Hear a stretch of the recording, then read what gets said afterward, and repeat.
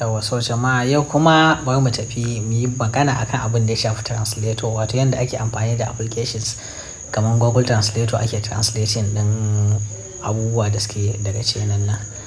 So kafin mu fara jama'a kun kalla WhatsApp ɗina guda biyu, ku duba Telegram ɗina, ku duba email ɗina. Za ka kalla messages kaca-kaca. WhatsApp ɗayan nan 606,000 and something, wannan 15,000 messages. Telegram ɗina kan ma 970 something thousand, getting to 1 million messages. So wani lokacin in mutum yawan magana ban bashi ansa ba ai haƙuri, messages din sun yawan da ba za su buɗu ba. So kafin nan so za mu zo misali ga applications ɗinmu nan 1688 ne, Taobao ne, whatever duk wanda muke bukata. So misali mun buɗe 1688. So yawanci complaint ɗinmu a koda yaushe shine applications ɗin a Chinese suke. So kasancewar a Chinese suke ba mu san me aka rubuta ba, ko kuma ba ma sanin me ake rubutawa a kai, balle har mu iya translating ɗin shi mu komar da shi zuwa yaren da muke so don mu gane a sauƙi. So abin da za mu fara yi shine da farko mu fara cewa kan product ɗinmu, wato kan kayan da muke so mu saya. Bayan mun je kan shi, daga nan sai mu je mu duba bayanai. Misali ga wannan agogon nan. So kamar yadda muke kallo, ai da muka sauko kan agogon ga wasu rubutu nan bayanan agogon, amma dai ya zo mana a Chinese. To kasancewar a Chinese ya zo, mu ba za mu iya karanta shi full mu ga details ɗin nan duka me suke nufi. So in ka tashi a farko sai ka danna kan screenshot ɗin wayanka. In Android kake amfani da shi ka san yadda ake yin screenshot, amma iPhone kake amfani da shi ka san yadda ake screenshot. So wannan screenshot ɗin nan shi za ka yi a farko. In kai screenshot ka ga shi na screenshotting ɗin page, to sai ka yi minimizing. In ka yi minimizing daga wayarka, mu masu iPhone, in a iPhone kake amfani kana da wannan application mai suna Google, application na farko ta saman nan kun ganshi mai suna Google. In kana da shi to za ka iya amfani da shi. In kuma babu dai ko da Google Translator ne zai iya maka.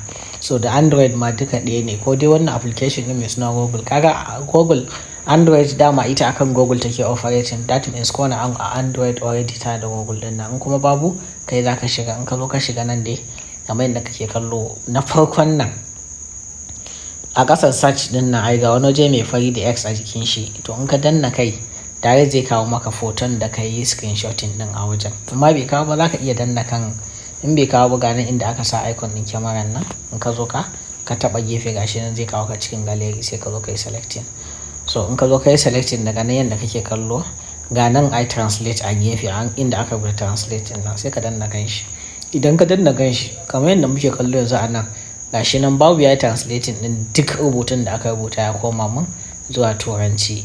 Detect language to English, wato na saka shi a duk yaren da ya yi detecting ya gano wani yare ne to ya komar da ita zuwa English. In baka jin turanci sai ka zo nan sai ka duba wani yare kake ji, misali Hausa, sai ka je can ƙasa ga nan Hausa sai ka saka. In ka zo ka saka Hausa, kaga gashi nan, kaga ni biya yanzu a nan gashi nan, sannan ana sa ran isowa jibi nan da kwana 3.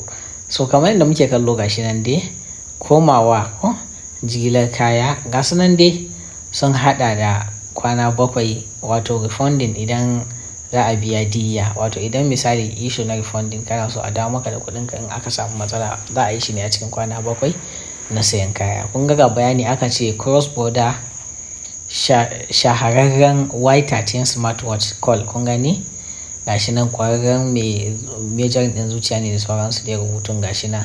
An sayar da 12k, wato guda gashi nan anan an sayar da 12k plus, wato guda 12,000, sama da 12,000, 12,000. So gashi nan duk dai abun gashi nan a Hausa, ai ko ba haka ga inda aka ce kara a cart order yanzu, inda aka sa order yanzu da kaga in ka taba kan shi shine zai kai ka sai ka biya kuɗin ka yi wannan din shi. So in ka zo ka danna kan Hausan nan kenan.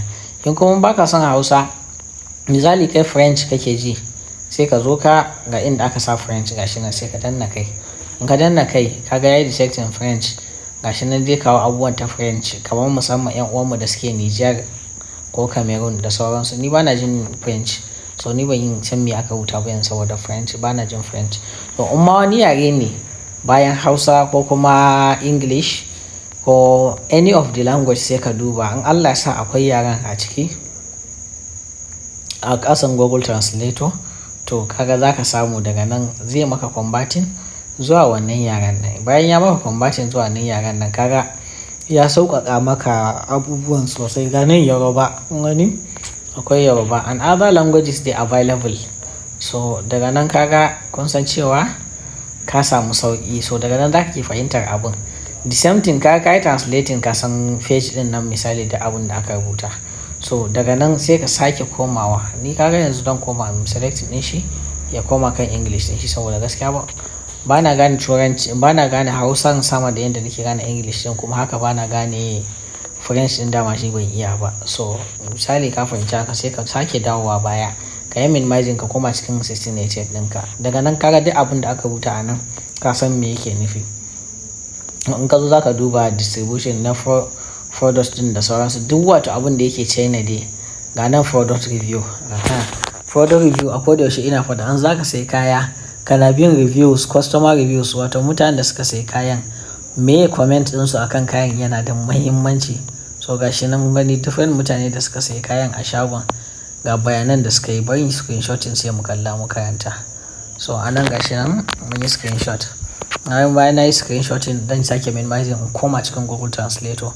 Gashi nan sai yanzu in koma ga sabon foton aina me da customer reviews, sai yanzu in danna kai. In na danna kai na ce translate to me English, kaga ya koma English. In na zo nan kun ga gayan nan na farko mai wannan agogon yace wanda ya saya yace the price very affordable ko it was recommending the merchant customer service attitude is very good and good quality. Kun ga ya bada positive review 2 days ago, wato kwana 2 da suka wuce ya saya. So kaga bai jima ba. Sannan nan wajen in ka zo ka ga nan buy anonymously, ya saya amma is even anonymous, ba san shi ba, bai bada wani detail akan shi ba. Sai bayanin da ya ce reasonable price, kaga shi ma ya kawo price din yayi recommended to order, kaga yana bada order recommendation to a saya. The seller is really nice and the quality is excellent, kaga ya bada good recommendation kenan. To haka na ukun nan shi ma sai ya ce purchase one color kaza, ya bada kalan da ya ce the user thought the product was very good and gave it 5-star rating. So kawai ya bada the 5-star ne. So these are some of the key things that zaka dudduba na product kafin kai order ɗinsa. So yanzu misali bayan mun dudduba waɗannan recommendations ɗin da sauransu, so ka duba description na agogon hannu, the features da yake da shi, all these kind of things that everybody knows. So daga nan kaga you can go on and place order, sai ka sa order now, then you can go on. So da fatan yanzu mutanen mu an koya yadda za ka yi amfani da Google Translator ta wajen translating ɗin duk abubuwan China nan ya koma English. Kalin X na ku ne.